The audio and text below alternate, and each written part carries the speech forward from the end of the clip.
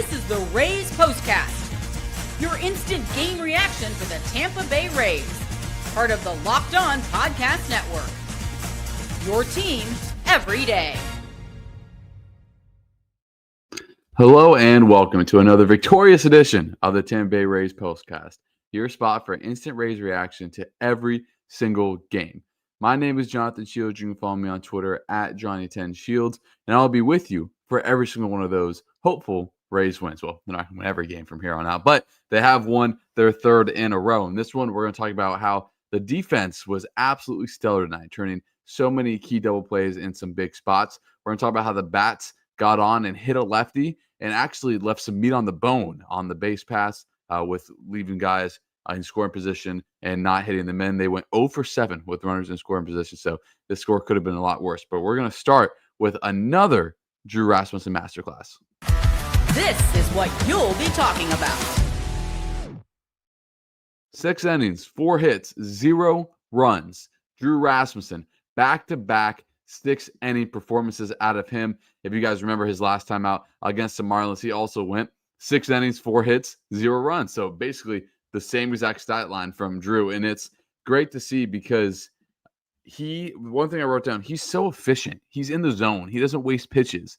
And I really would have liked him. I know he's on a pitch count. He's come back from his elbow, but man, I would have liked to see him come out for that 7th, as we'll get to the 7th later on because Mason Montgomery was never the move there. But it was just so good to see Drew continue to cruise, and that's also why he's also our player of the game. This is the Locked On Player of the Game. Yeah, Drew Rasmussen just continues to be so efficient. And I want to pose a question to you guys. And I'll also, if you guys are in the live, I already saw some really good comments before I hopped on live. We'll be getting to all of those and more later on. So I want to ask you guys this. Is Drew Rasmussen the best pitcher the Rays have? That's including the bullpen. Because I don't know if there's someone that I trust more than Drew Rasmussen right now. And, you know, with McClanahan probably not coming back to the All-Star break, and who knows what he's going to look like for that first month when he gets back. Drew Rasmussen is this staff's ace right now, and he's proved it the last 2 games. He has been so good. And like I said, it's efficiency. He doesn't waste pitches. He's in the zone. He walks, I think, 2 people today, but normally he doesn't walk anyone. So when Drew is going like this and the defense is making plays like they are, I mean, the Rays, that's Rays baseball, right? It's winning on the base pass. And ironically, you know, they've been scoring lately with the home run. But most of the time, Rays baseball is beating you on the bases, getting the timely hit, beating you with pitching and defense, beating you with your 40-man, was what they kind of did today because Curtis Mead kind of hit that go-ahead home run, or technically Brandon Lowe did, but Curtis Mead gave the kind of the exhale, the insurance that the Rays needed. So also really good to see him get there, and we'll get to that a little bit later. But yeah, so just super impressed with Rasmussen. So his fastball sat at like 95 tonight, which I thought was a little low, but then I wasn't concerned at all because when he needed to get to 97 for that high in his own fastball, he did. So very good today. I would like to see him maybe use his off speed a little bit more. That's just something that I thought his curveball against Miami was ridiculously good, and I feel like he just barely threw it tonight. Maybe I just missed it when he did throw it. Let me guys know in the comments. But yeah, I feel like his curveball is one of his better pitches, and he could have utilized it a little bit more tonight. I mean, just ultra efficient for Drew Rasmussen. You know, he finished 6 innings in 76 pitches. So you know, if he was not on a kind of a pitch count, you see him go 7. And we saw Littell going to the 8th a few starts ago. So yeah, just one of the best things to see is Drew Rasmussen dealing like he has been, and that leads into the defense. I mean, how many times did the defense produce a stellar play? And that's going to lead us into our turning point for tonight. Time to reveal where the game was won or lost. It's the turning point. It's the top of the 7th. Mason Montgomery comes in, and this is where my kind of beef starts. So before Mason Montgomery even threw a pitch, I was not a fan of him going in because you're facing 2 righties and a lefty in that 3-batter stretch. And Montgomery, I think his last few outings, he's walked 5, only gotten out 4 batters. So the bullpen as a whole tonight, guys, 6 walks, 0 hits. The Rays beat themselves. The Rays thoroughly outplayed the Blue Jays tonight. The Rays probably should have won this game 6-0, but those walks are the reason why this game was close. So you look at why was Montgomery in the 7th. I really can't answer that for you. It should have been Rodriguez to start, and they ended up having to go to him once Montgomery loaded the bases. But that turning point is a huge double play that comes up, and that kind of leads into how good the defense was, how stellar the defense was.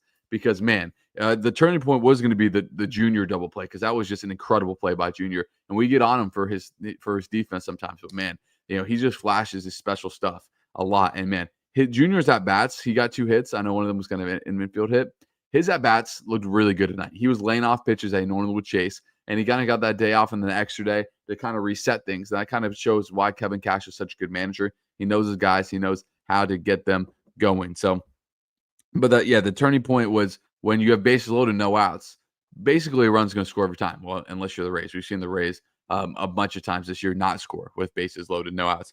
But to get that double play, and Brandon Lowe is another guy that's been so good defensively this year, to be able to turn that and then have Rodriguez get a little soft fly out to center to end that, and to only get out of there with 1 run, that was the story. And then the 8th, we see Uceta walk 2 guys. And the 9th, we see Pete walk a guy. Just 6 walks by the bullpen. Not going to get it done in a lot of games. They were able to survive that mostly because of how good the defense was and some really, really timely double plays. We're going to talk about the bats finally getting on a lefty and what the Rays need to do tomorrow to pick up a series win right after this.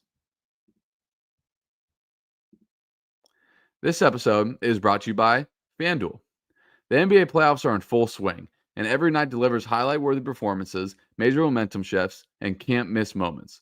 Whether it's a game-winning shot or a breakout player, there's never been a better time to get in on the action. FanDuel makes it easy to stay in the game, before tip-off and live, with player props, performance trends, and same-game parlays. Fans have more ways than ever to play smart and win big. Remember, guys, my favorite is the same-game parlay. So tomorrow night is Game 3 of the Western Conference Finals for the NBA. So it's Shea versus Ant. If you think Ant's going to come out and drop 40 and get the Timberwolves back in the series, you can go bet that. You can get bet Ant to go for 40-plus points and 5+ assists if you think he's going to have a crazy game. And that's what I love about FanDuel. If you're new to FanDuel, it's a perfect time to sign up. Head to FanDuel.com and place your first $5 bet. And if it wins, you get $200 in bonus bets. Make every moment more with FanDuel, official sports betting partner of the NBA. So again, you guys, if you are in the live, make sure to drop a comment. There's some really good ones I'm looking at right now that we're going to get to at the end of the live. So you guys have any questions about the team, any comments about the game, make sure you put those in and we'll get to them at the end of the live as we always do. So let's talk about those bats, because I thought the Rays left some meat on the bone. The first inning, you look, Junior gets a double, some good at bats, but can't get him in. And same in the second inning. Danny Jansen, by the way, he's really starting to put together. Danny Jansen, 9 hits in his last 8 games, hitting well over 300 during that stretch. Really, really good pace for Danny Jansen as he is finally starting to kind of come together after that slow start. And when you go to the third inning, it's like, man, the Rays really should be at more. They're putting together some really good at-bats. And they can't, I literally wrote down, they can't come up early with runners in scoring position. And then in the bottom of the third is when Brandon Lowe just unloads one. And he was one of those guys, you can tell when he's locked in, because he's laying off kind of the off-speed, lone away that guys always kind of get him on. And then that pitcher was hanging a ton of balls. That's another reason why the Rays should have been up way more. So when he hung another one, Brandon missed this one. 107 off the bat, 391 feet, just absolutely blasted. Rays get a 2-0 lead. And then in the fourth inning, Mead should have had a 3-run home run in the second, and then the wind knocked it down. The ball was just not flying tonight. And then Mead got enough of this one, sends it out to left field, 3-0. Really good to see Curtis Mead kind of start to get going again, right? And I said it in the last one, which feels like forever ago, right, guys? Because it's we had the day game and then off day. And with Curtis Mead, it benefited him being in the lineup. This was his 4th day in a row in the lineup. And that benefited him because he's seen a lot better pitches and he was laying some stuff off. So, it's Jose Barrios tomorrow, so he's probably not going to be in the lineup. But, man, that's the guy you're comfortable with pinch hitting because he's seen a lot of live pitching. I'm telling you, the more live pitching you see, the more comfortable you're going to be. And I know for a fact, if you ask Curtis Mead, is him being in the lineup more consistently over these last 4 games, the product of him now having, I believe it's a 6-game hitting streak, he's going to say yes. And that's because young guys like him need those reps. And he is really, really, starting to come alive, which is really good. So, and then just the rest of the time against that lefty, the Rays just put constant pressure on him. 85 pitches through 4 1/3. That's really good stuff by this offense. Seeing pitches, and again, this should have been a bigger game. The Rays go 0 for 7 with runners in scoring position. Again, if you even go 1 for 7, you're looking at 4-1, maybe even 5-1. So something for the Rays to still improve on, because the Rays really, handled this game. The Rays were in control of this game the entire night. And that starts all the way from Drew Rasmussen pitching all the way down the 9-hole hitter Chandler Simpson beating out another just routine grounder because he is just silly. But, if you had told me before the game, the Rays walk 8 guys and they only allow one run and they win by multiple runs, I would have said you're crazy. So again, this is a win that you can kind of get like doubly optimistic about, right? Because the Rays played really well, but they still did some things that were un-Rays like, and they still won by multiple runs. So I guarantee you the Rays will not have 8 walks tomorrow. That will put them in an even more advantageous situation to win. So yeah, we talked about, the defense being on point. Also like Christopher Morel, he got lifted for his defense later in the game. Another guy I thought has been putting together some really good at-bats. On the Taylor Walls walk-off, he was the one that, got the walk to start all that. So, don't be surprised if Christopher Morel gets some big-time hits coming up here soon. But let us get to the comments, as we always do, as we're talking about the Rays winning their 3rd in a row, which is just awesome. And Jax takes right away, says it's a streak, and it's officially a streak when you win 3. So that is right. So we're going to go with Gary. Says, really nice victory. Superb start by Rasmussen. The bullpen closes it out. Excellent defensive players. Home runs by Brandon Lowe and Curtis Mead. Victory over a left-handed pitcher for a change. And yeah, just really, really consistent at bats versus a lefty as well, too, which was, to me, was really good to say. As we go to Luke, I don't know if Luke's commented before. Welcome, Luke. He said, great win, but don't understand why Cash keeps throwing Mason. You said a late in close games when the whole pen is rested. Yeah, I thought he might go to Orzi in this spot, but, got to save guys for tomorrow also. And it looked like it was, planned almost before that they were going to go to Montgomery in that spot, which we talked about. I don't love that. Montgomery is really good against lefties, and he has over a 5 ERA. He's just in a rough spot right now, and did not love him going into the 7th inning. But Rodriguez kind of bailed him out of it. And you said it was another one. I thought he looked better, but man, some of his misses was still right out at the heart of the plate. And this, honestly, they just missed it. As I see Tony here, he says, "Good win, fellas, Rays up." As Dante Hamilton has a good point here. Montgomery got screwed on a couple of those calls. Yeah, the one that really stands out, I think it was 2-1, and he had 100 right at the top of the zone, like a baseball in the zone, and they called it a ball. That one was like kind of a gut punch for him, but he had a 4-pitch walk on pitches that weren't even competitive.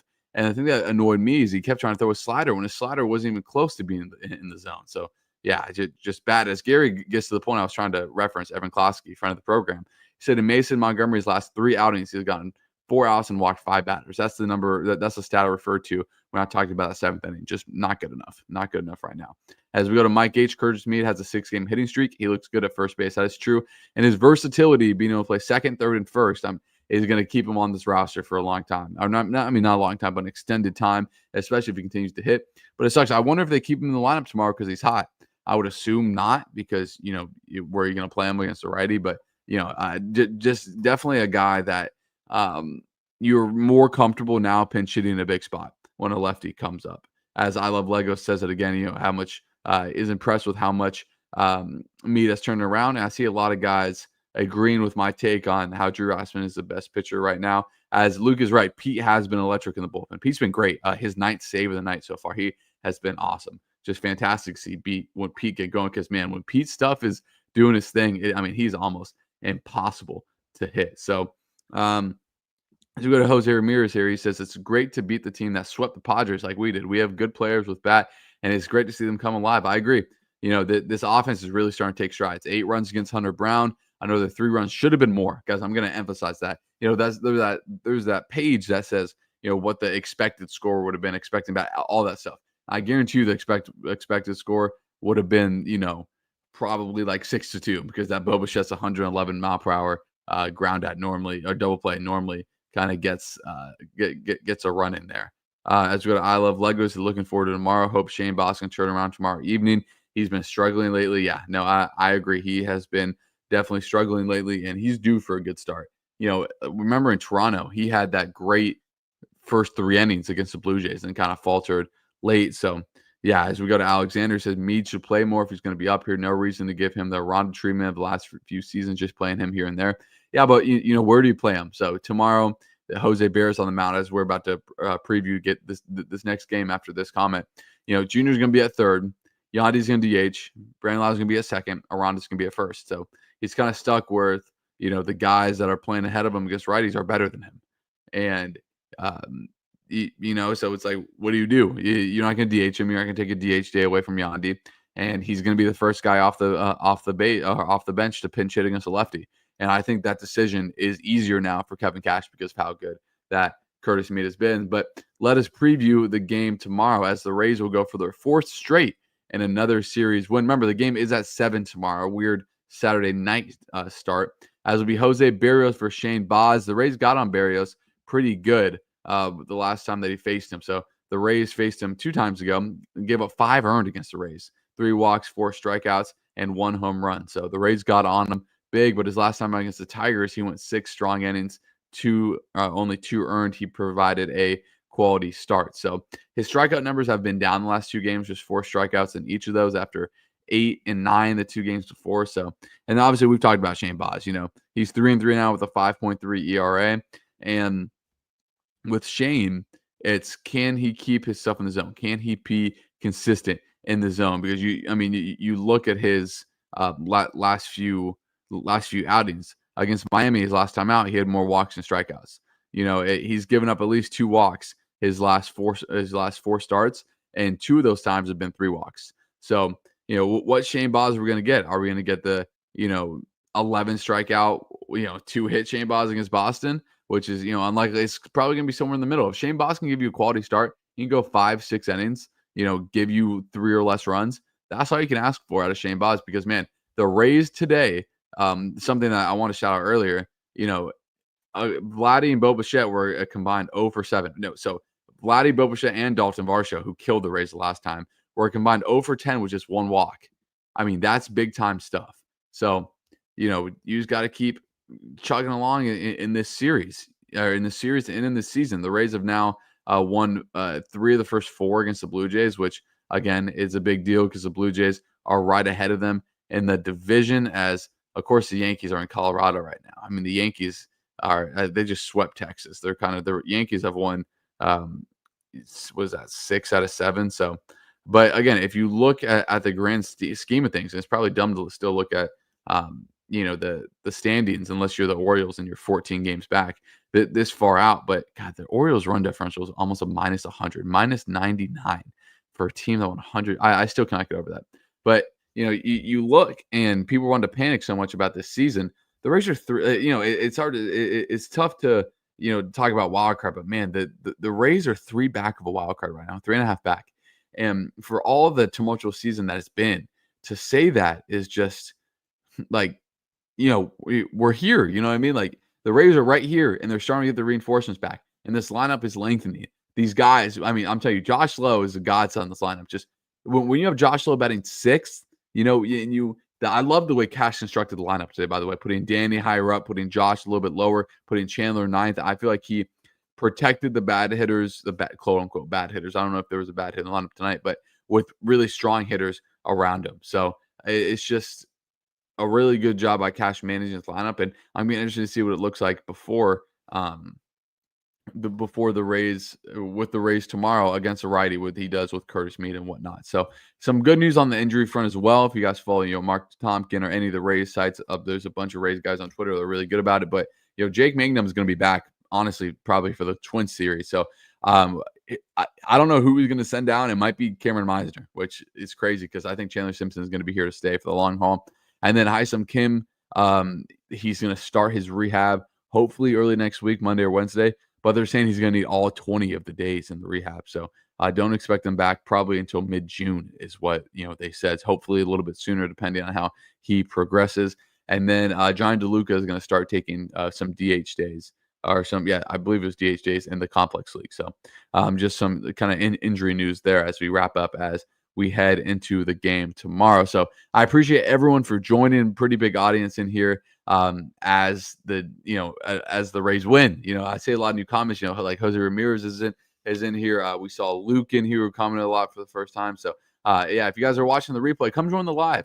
Hopefully after another Rays win tomorrow. But if you guys made it all the way to the end, make sure you like and comment and share with someone. And like always, we will be back here tomorrow night, hopefully talking about the Rays winning their 4th game in a row. See you guys.